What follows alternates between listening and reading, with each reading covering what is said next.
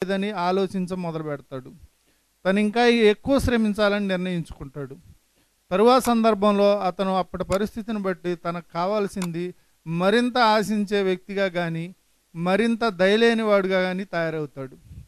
అప్పటికి కూడా ప్రదర్శన తన వంతు తప్పు కొద్దో గొప్ప ఉందని అంగీకరిస్తూనే అంతకన్నా ఎక్కువగా ఇతరులదే తప్పని నిందిస్తాడు.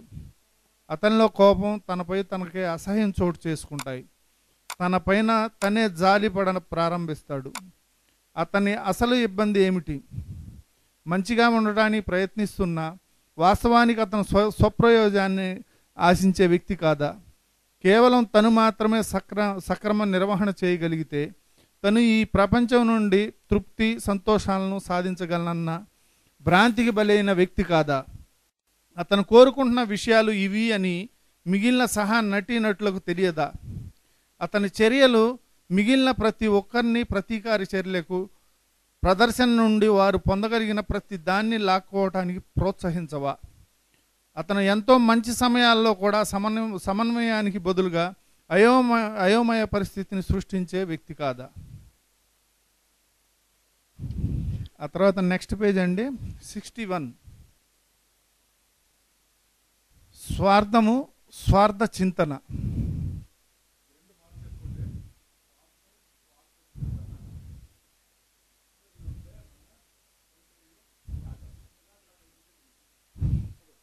స్వార్థము, స్వార్థ చింతన మా సమస్యలన్నిటికీ మూలం ఇదేనని మా అభిప్రాయం.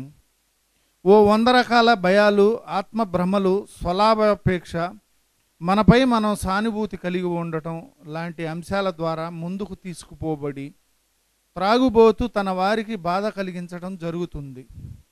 దాంతో వాళ్ళు తీవ్రంగా ప్రతిస్పందిస్తారు. ఎటువంటి కవింపు లేకుండానే కొన్ని సందర్భాల్లో వారు మనల్ని బాధపెడతారు. గతంలో ఎప్పుడో మనం స్వలాభాపేక్షతో తీసుకున్న నిర్ణయాలు తరువాతి కాలంలో మనల్ని ఈ బాధలకు లోనయ్యే స్థితిలో ఉంచాయని తప్పనిసరిగా మనం తెలుసుకోగలుగుతాం.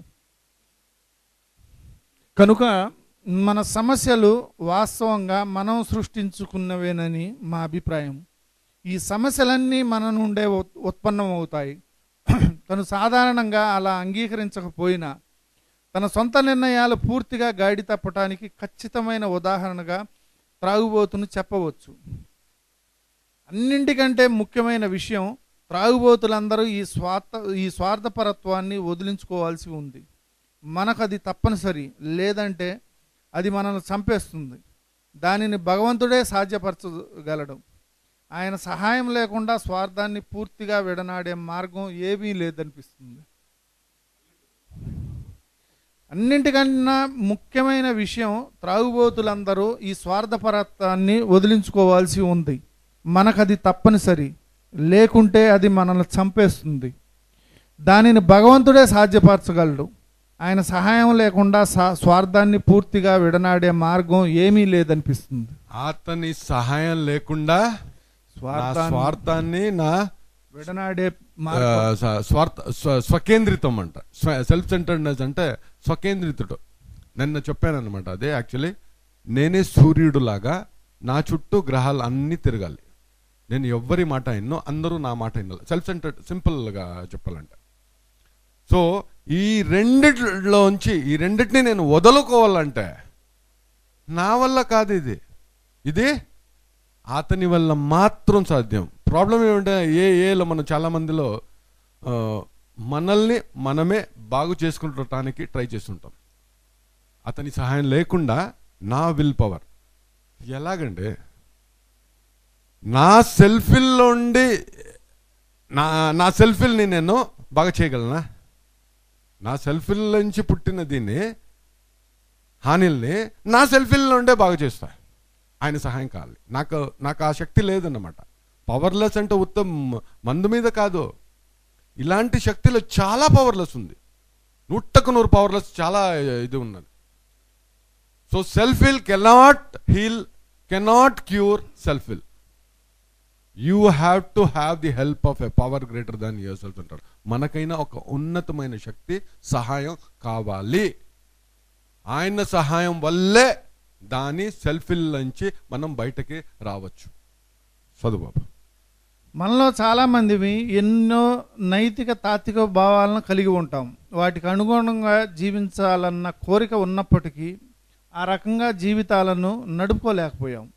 ఎంతగా కోరుకున్నప్పటికీ, మా సొంత శక్తి మీద ఆధారపడి ఎంతగా ప్రయత్నించినప్పటికీ మా స్వార్థ చింతనను తగ్గించుకోలేకపోయాం.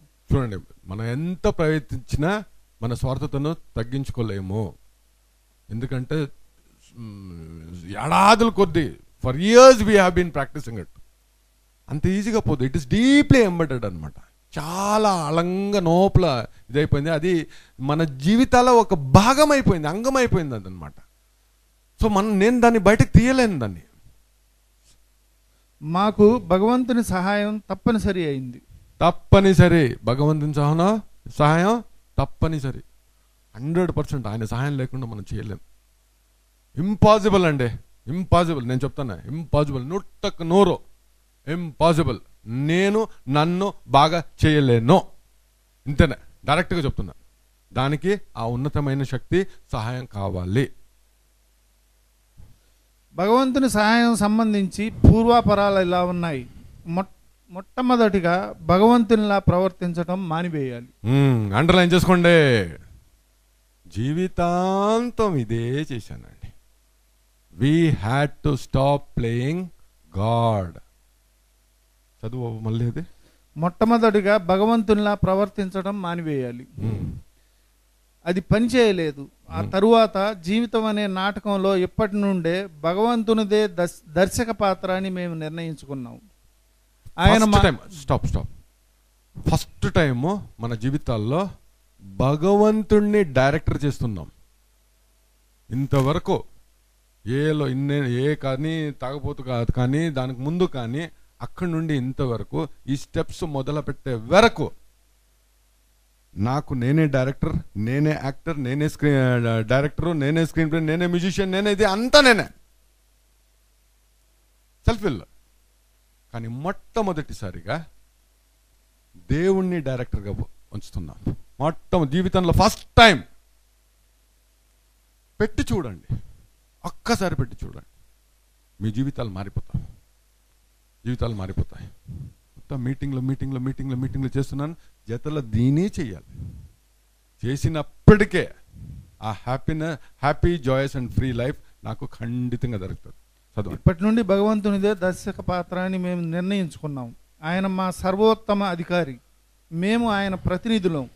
He is the principal, we are his agents. ఆయన మాకు తండ్రి, మేము ఆయన బిడ్డలం. He is the father, we are his children. మంచి ఆలోచనలు దాదాపు అన్నీ అతి సామాన్యంగా ఉంటాయి. ఈ భావన ఒక నూతన విజయ తోరణానికి పునాదిరాయి. ఈ తోరణంలో నుండే మేము స్వేచ్ఛ వైపు పయనించాం. సో నిన్న మనం చూసామన్నమాట, ఒక కమాను నిర్మిస్తాం, ఒక ఆధ్యాత్మిక కమాను, ఒక ఆర్చ్ నిర్మిస్తాము. దానిలో మనం ఎంటర్ అవ్వాలంటే, దాని లోపల మనం ప్రవేశించాలంటే, ఆ లోపల ప్రవేశిస్తే నాకు స్వతంత్రం లభిస్తుంది. దాని లోపల నేను వెళ్ళాలంటే మొదటి రాయి, ఫౌండేషన్, దానికి విల్లింగ్నెస్ మొదటో సోపానం. ఆ ఆర్చ్ నిర్మించాలంటే ఫౌండేషన్, విల్లింగ్నెస్ కావాలి. బునాది, ఆ బునాదికి విల్లింగ్నెస్ కావాలి. రెండో రాయి నమ్మకం, బిలీఫ్. అదే రెండో సోపానం అన్నమాట.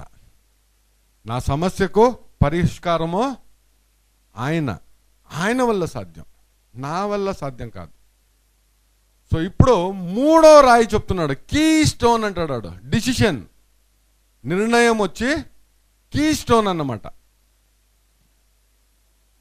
ఈ కీ స్టోన్ అన్నది ఆ కాలంలో సిమెంట్ కానీ వేరే ఇది కానీ ఏది లేదన్నమాట. ఆ రోజుల్లో ఆ కమాన్ నిర్మించాలంటే దానికి ఈ రెండు రాయిల్ని చేర్పించే దీనికి ఒక కీ స్టోన్ అంటారు. అది ఇలా ఉండేది అన్నమాట. యాక్చువల్లీ ఇలా ఉండేది. అది రెండు రాయల్ సెంటర్లో గ్రూ కొట్టి దానికి కొట్టేవాళ్ళు. అదేమైనా తీసేస్తే కంప్లీట్ ఇవన్నీ పడిపోతాయి. సో ఆయన ఏం చెప్తున్నారంటే, ఈ డిసిషన్, ఈ నిర్ణయం మనకైనా ఒక ఉన్నతమైన శక్తి దగ్గర నా ఆలోచనలు, నా జీవితం రెండింటినీ మన సంరక్షణకి అప్పగించామనుకోండి, ఆయన నడిపిస్తే నేను స్వతంత్రుడవుతాను, నేను దాని లోపలికి వెళ్ళగలచ్చు. అందుకే 3వ స్టెప్పు బహు ముఖ్యమైన స్టెప్పు, అదే నా తలపైన ఉండేది. ఈ ఆర్చ్లో మెయిన్ ఇదే. 2, 4, 5 నెక్స్ట్ 4, 5 స్టెప్పుల్లో మనము ఆ కమాన్ని నిర్మాణం చేసుకుంటాం. కానీ ముఖ్యమైనది నేను నన్ను బాగా చేసుకోవటం కాదు, ఆయన వల్ల ఏ డిసిషన్. 3వ సోపానం, మేము అర్థం చేసుకున్న దేవునికి మా ఇచ్చను మా జీవితాలను సంరక్షించుటకు 4:5 అవుతుంది చదువు. సంరక్షించుటకు అప్పగించుచు నిర్ణయం తీసుకున్నాం. Made a decision to turn our will and our life over to the care of God as we understood him అంటాడు. సో ఇదే మెయిన్ స్టెప్. ఈ డిసిషన్, ఆ నిర్ణయం తీసుకోవాలంటే నాకి ఆ దేవుని సొంత ఇచ్చ డిఫరెన్స్ తెలవాలి. సొంత ఇచ్చ అంటే ఏం నేను 12 and 12లో మీరు స్టెప్ 4 తీసుకోండి. ఇప్పుడు చాలా అది 12 and 12 బుక్ తీసుకోండి. స్టెప్ 4 4వ సోపానం దాంట్లో తీసుకోండి. 1938-39లో బిగ్ బుక్ రాశారన్నమాట. అదై 12-13 ఏళ్ల తర్వాత బిల్డబ్ల్యూ 12 and 12 బుక్ రాశాడు. ఎందుకు రాశాడు అంటే, ఒకటి మన ఈ పరంపర ఉంది కదా, 12 ట్రెడిషన్స్ ఉంది కదా, ఆ ట్రెడిషన్స్ని ఫెలోషిప్ అక్సెప్ట్ చేయటంలే, దానికోసం దాన్ని ఇవ్వాలి ఫెలోషిప్కి, జతలో వేరే ఏమన్నా ఇవ్వాలి అనేది ఒక్క కారణం. ఇంకొక కారణం, ఎస్ ప్లీజ్ చెప్పండి. If you have anything please tell me. ఏమైనా ఇది ఉంటే చెప్పండి, క్లియర్ చేస్తాం, ముందుకు వెళ్ళటానికి అవ్వద్దు. సో రెండోటి ఏమిటంటే, ఆ 12 ఏళ్ళు 13 ఏళ్ళ సోబ్రైటీ ఏమి బిల్ దగ్గర ఉన్నిందో, ఆ 12 ఏళ్ళ జ్ఞానం వాడి దగ్గర ఉన్నిందనమాట. హీ హ్యాడ్ మోర్ ఎక్స్పీరియన్స్, ఇంకా చాలా ఎక్కువ అనుభవం ఉన్నింది. చాలామంది ఈ రోజుల్లో 12 and 12 పెట్టి స్టెప్ వర్క్ చేస్తారు, సాధ్యం లేదు. 12 and 12లో ప్రిసైజ్ డైరెక్షన్స్, ప్రిసైజ్ ఇన్స్ట్రక్షన్స్ లేదు. బిల్డబ్ల్యూ దాని గురించి చెప్తాడు, ఇట్ ఈస్ అన్ ఎస్సే, ప్రబంధం అన్నమాట. అది మన స్కూల్లో కాలేజీల్లో ప్రబంధాలు రాస్తాం కదా, సో అలాంటి టాపిక్ల పైన స్టెప్పుల పైన ఆయన ప్రబంధం రాశారు, ఎస్సే రాశారు అన్నమాట. కానీ ఒరిజినల్ డైరెక్షన్స్ ఇన్స్ట్రక్షన్స్ ప్రిసైజ్గా ఉండేది బిగ్ బుక్లో అన్నమాట. సో స్టెప్ వర్క్ చేయాలంటే నాకు బిగ్ బుక్ ఇంపార్టెంట్, జతల అడిషనల్ ఇన్ఫర్మేషన్, ఇంకా ఎక్కువ జ్ఞానం నాకు 12 and 12లో ప్రబంధం రూపంలో ఆయన ఎస్సే రూపంలో ఆయన ఇచ్చాడు. 4వ సోపానంలో ఆయన రాస్తాడు, ఆయన సెల్ఫ్ విల్ ఎక్కడి నుండి పుడుతుంది అని బిగ్ బుక్ రాసినప్పుడు ఆయనకి తెలియదు అన్నమాట. తెలుసు బేసిక్ ఇన్స్టింక్ట్స్ నుంచి వస్తుంది అనేసి ఆయనకు తెలుసు, అంతే తప్ప దాని పూర్ణంగా వివరం వాడు ఆయన బిగ్ బుక్లో ఇవ్వలేదు.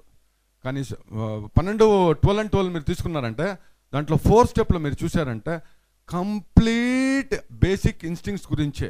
బేసిక్ మూల ఇన్స్టింక్ట్స్కి ఏమంటారు, ప్రవృత్తుల కదా. దేవుడు మనకి 3 ప్రవృత్తులను ఇచ్చాడు, గొప్ప వరం అన్నమాట, గొప్ప వరం అది. మొదటిది సోషల్ ఇన్స్టింక్ట్. తెలుగు రాయటం ఎవరికైనా వచ్చా? తెలుగు రాయటం ఎవరు దాబాబు ఇక్కడ రాసి. సోషల్ ఇన్స్టింక్ట్ సామాజిక ప్రవృత్తి అన్నమాట.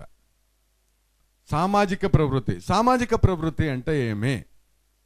సమాజంలో జనాలు మనల్ని ఇష్టపడాలి, జనాలు మమ్మల్ని స్వీకరించాలి, యాక్సెప్ట్ చేయాలి. 3కి పేరు రాశాయి. సామాజిక ప్రవృత్తి, ఇది సోషల్ సెక్షువల్ ఇక్కడ రాసినాను బాబు, నేను ఆల్రెడీ రాసినాను చూడు, 3 సపరేట్గా రాసినాను. సో సమాజంలో నన్ను జనాలు ఇష్టపడాలి, జనాలు నన్ను ప్రేమించాలి, జనాలు నాకు గౌరవం ఇవ్వాలి. ఇవన్నీ people should accept me, people should respect me, people should love me, people should praise me. అందరూ నాకు షబాష్ చెప్పాలి, అందరూ మంచోడు అనాలి నన్ను. ఇవన్నీ దేవుడిచ్చిన వరం అది. ఇవన్నీ లేకపోతే, ఈ సామాజిక ప్రవృత్తి లేకపోతే జనాలు ఒకటికి ఆ స్నేహభావం ఉండదు, సపరేట్ అయిపోతాం అనమాట. ఆ సోషల్ ఇన్స్టింక్ట్ మనందరూ గ్రూపుల్లో, గుంపుల్లో, జతలో ఉంటే, ఎస్ ప్లీజ్, ఏది? Have you understood? Yeah, I will tell you again. If you don't understand, tell me I did not understand. Don't try to tell me openly that I understood but I missed it. How is it possible? This is the social instinct you are talking about. I will show you what your problem is. The problem is, ఈ social ఇన్స్టింక్ట్లో చాలా మంచిగా అడిగారు. చూసారా? ఇప్పుడు చూడండి, ఆయన చెప్పారనమాట, దాన్ని మళ్ళీ రిపీట్ చేస్తారా అన్నారు. ఏమి అర్థం అవ్వలేదు అంటే, అర్థం అయింది కానీ మిస్ చేసుకున్నాను. ఎందుకు? నేను వినలేదు, నేను సరిగా వినలేదు అని చెప్పటానికి కూడా ఆయనకి ఇష్టం లేదు. ఖండితంగా మిమ్మల్ని, I'm not blaming you, I will tell you why you did this. ఎందుకు ఆయన అలా చెప్పారు? సూపర్. వేరే వాళ్ళు నా గురించి తప్పుగా అనుకునేస్తే, నేను వినలేదు అనేసి ఆయన మాట్లాడుతున్నారు, లోకేష్ బాబు ఏమైనా చెప్పేస్తే, సో వి ప్రిటెండ్. అప్పుడే చెప్పాడు, చదివినాడు కదా, an alcoholic is like an actor. మనం ఒక నటులు, మన నటులు చాలా బాగా నటిస్తాం. నిజాయితీగా మనతో ఉండలేము. డ్యూయల్ పర్సనాలిటీ, రెండో వ్యక్తిత్వం ఉంటుంది మనలో. ప్రపంచానికి చూపించేది ఒక వ్యక్తిత్వం, కానీ అసలుగా నా లోపల ఉండే ఒక వ్యక్తిత్వం, రెండు పర్సనాలిటీలు ఉంటాయి. కానీ అసలుగా నేను బయట చూపించేదే వేరే, లోపల ఉండేదే వేరే. ఆ రెండింటినీ సింక్రనైజ్ చేసి ఒక్కటిగా డ్యూయల్ పర్సనాలిటీని సింగిల్ పర్సనాలిటీ చేసే విధానం ఈ 12 సోపానాల వల్ల మాత్రం సాధ్యం. ఓకే, ఈ సోషల్ ఇన్స్టింక్ట్లో ఆయన, మీరు 12 and 12 చూస్తే, దాన్ని చదువుతూ పోతే చాలా ఎక్కువ టైం అవుతుంది. డైరెక్ట్గా నేను పాయింట్కి వచ్చేస్తాను. ఫస్ట్ ఆయన చెప్పే పదం వచ్చి కంపానియన్షిప్ అంటారు. కంపానియన్షిప్ అంటే తెలుగులో ఏమంటారు కృష్ణమూర్తి గారు? స్నేహభావం. మన అందరికీ స్నేహితులు కావాలా, మిత్రులు కావాలా, తల్లిదండ్రులు, అన్న తమ్ముళ్ళు, పెళ్ళాలు కాదు, పెళ్ళాము. సో వీళ్ళందరితో మనం కలిసి ఉంటాం. Companionship is nothing to be wanting to be in the groups. మన రిలేషన్షిప్లో జతలో ఉండేది ఇది చాలా అవశ్యం అన్నమాట. కంపానియన్గా మనం జతలో, స్నేహితుల జతలో, తల్లిదండ్రుల జతలో, మిత్రుల జతలో, ఆఫీస్లో సహోద్యోగుల జతలో, వీళ్ళందరితో మనం కలిసి ఉంటే మన కష్టాల్లో పంచుకోవచ్చు, ఇతర కష్టాలకి మనము సహాయం చేయవచ్చు. ఇది దేవుడిచ్చిన వరం. నెక్స్ట్ ప్రెస్టీజ్ అంటాడు. మొదటిది కంపానియన్షిప్, నెక్స్ట్ ప్రెస్టీజ్ అంటాడు. ప్రెస్టీజ్ అంటే తెలుగులో ఏమంటారు? పరువు, విఖ్యాతి. Okay, prestige is nothing but wanting to be the leader of the group. Leader, సమాజంలో నేను ఒక నాయకుడిని. మీరు ఆది మానవ కాలం నుండి చూసినారనుకోండి, అప్పుడు కూడా ఎవడైనా ఒక్కడు మనకి లీడర్ ఉండేవాడు అనమాట. అప్పుడు వేటకెళ్ళేవారు, వేటకెళ్ళేప్పుడు కూడా అంతేనే, బాబు నువ్వు ఆ పక్క నుండిరా, నువ్వు ఈ పక్క నుండిరా, నేను ఇట్టొస్తాను, దీన్ని గొర్రెని మనం అందరూ కలిపి చంపుతాము. ఎవరో ఒక్కరు మనకి డైరెక్షన్స్ ఇవ్వాలి.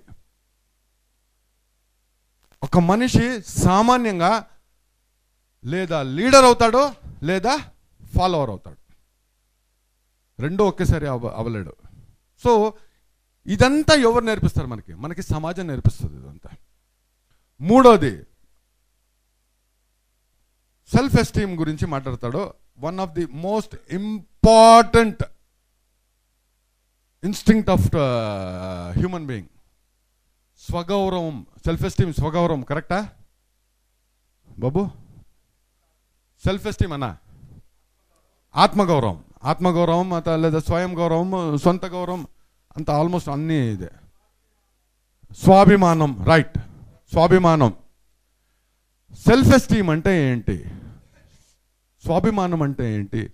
నేను నా గురించి ఏమి అనుకుంటున్నాను. For you it is not done Naren. Self esteem is what I think of myself. నేను నా గురించి ఏమని ఆలోచించుకుంటున్నాను. అది నార్మలీ హైగా ఉంటుంది లేదా లోగా ఉంటుంది. సెల్ఫ్ ఎస్టీమ్ లేదా హైగా ఉంటుంది, లోగా ఉంటుంది, ఎప్పుడు ఒకే లెవెల్లో ఉండదు.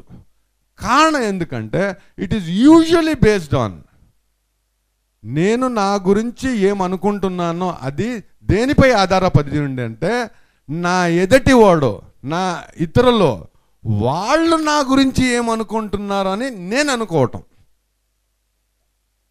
What I think others think of me. ఇప్పుడు మీరు నా గురించి మంచిగా అనుకుంటున్నారు అని నాకు అనిపిస్తే నాది సెల్ఫ్ ఎస్టీమ్ పైనకి పోతుంది. అయిందా? The moment I say Naren you are done like this, ఆయన ఎవరు అందరి ముందు నాకు ఇచ్చేసారే అని చెప్పి ఆయన సెల్ఫ్ ఎస్టీమ్ దిగిపోతుంది. అందుకే ఐ మిస్డ్ ఇట్ అని చెప్పారు కదా మీరు. I did not here it, లేదా ఐ వాజ్ సమ్వేర్ ఎల్స్. చెప్పం మనము అడ్డగోడ పైన దీపం పెడితే వెలుగు రెండు పక్కన పడుతుంది అంటారు కదా, అలా మన ప్రవర్తన ఉంటుంది. సో సెల్ఫ్ ఎస్టీమ్ అంటే ఆత్మగౌరవం, స్వాభిమానం అంటే నేను నా గురించి ఏమనుకుంటున్నాను, అది ఇతరులు నాపై ఏమనుకుంటున్నారో అనేసి నేను ఆలోచించేది. ఇదే నా మెయిన్ ప్రాబ్లం అన్నమాట. మన మెయిన్ ప్రాబ్లం ఇదే.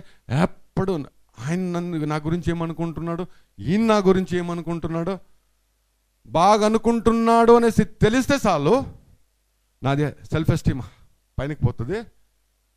లేదు వాడు నా గురించి చెడ్డగా అనుకుంటున్నాడు అని నేను అనుకుంటే సర్ర దిగిపోతుంది. ఎస్పెషల్లీ నాగేశ్వరరావు గారికి. Because I have been seeing him, he's my close friend అనమాట.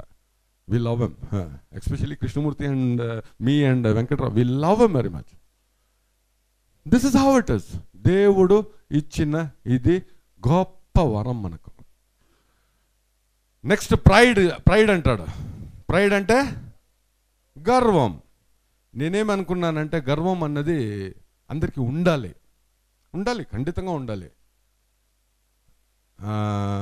పాతకాలం యాక్టర్ మీరు చూసిండొచ్చు, శత్రుఘ్న సిన్హా లాగా సిగరెట్లు పారేసి గోగులు చేసుకొని అహంకారంతో ఇది ఏమంటారు ఛాతి పైట పెట్టుకొని నడవటం, ఎవ్వరికి మర్యాద ఇవ్వకుండా అందరికీ సమానంగా రారా పోరా బూతులు తిట్టుకొని ఉండటం, అది ప్రైడ్ అనుకున్నాను అనమాట. Pride is nothing but an excessive and unjustified opinion of one self అంటాడు.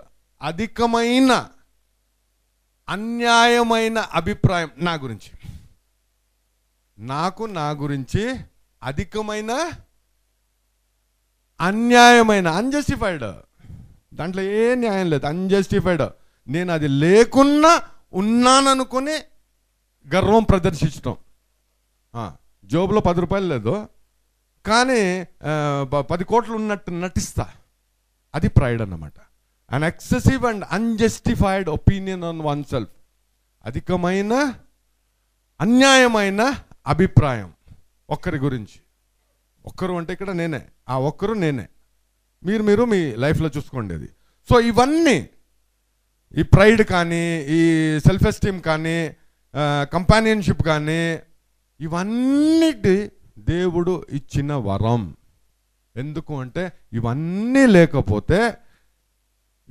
లేకపోతే మనము కలిసి ఉండలేము.